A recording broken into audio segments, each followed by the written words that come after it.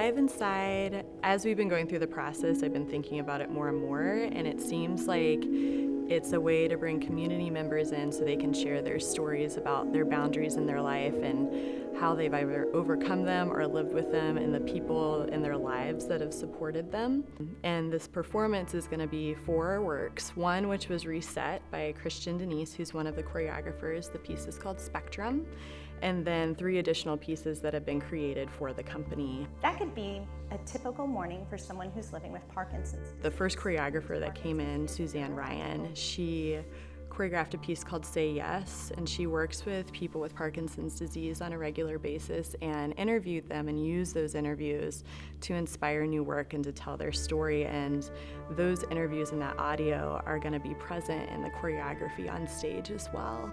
It's kind of ironic in a way to use dance and movement with the intention of detailed control, and that's obtainable through ongoing training and sweat and frustration and this yearning to soar, to represent people living with the disease whose movement is constantly, or control over their body is constantly going to be challenging and the result of less and less control over their body.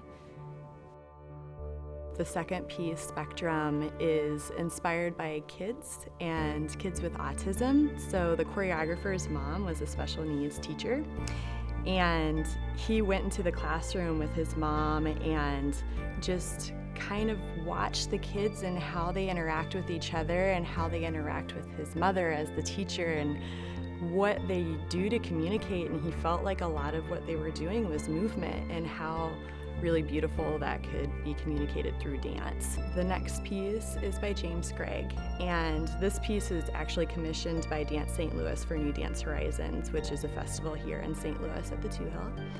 And his piece is really about boundaries. So the dancers will be on stage with this taped off square space that is binding them in, and all 3 of the dancers that are together are intertwined during the entirety of the piece, and it's about how there are things and relationships in life that push you forward, but they could also be the same things that pull you back in, and just the pull and the release and all of that happens there. Gina Patterson is with us, and she's working with interviews from people from retirement homes who are at an older stage of their life and really using their memories and stories and experiences to shape her work. It has really come to inspire this piece is the fact of passing on stories for generation to generation. I feel like a lot of cultures have that act of storytelling, oral storytelling, and tribes and generations that are raising a family, and I think we've lost a bit of that in the Western culture. Something really special about this piece is that those individuals are also being brought into the process and will have an opportunity to be on stage with the dancers as part of the work. So we're doing something new this year with that performance as well. Nicole Whitesell, our artistic director, has been in communication with Disabilities dance teams in our community, and those dance teams are going to be joining us on stage and be doing some pre-show entertainment for that show, and then also be volunteering and helping with the flow of that performance. So, and these sensory-friendly performances are modified in light and sound so that people with disabilities and their families feel comfortable to come to the theater and have a dance experience.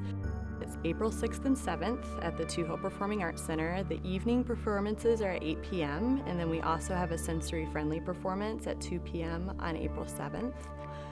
It's really a special experience for them, and it's nice to have that community connection within the greater scope of the project.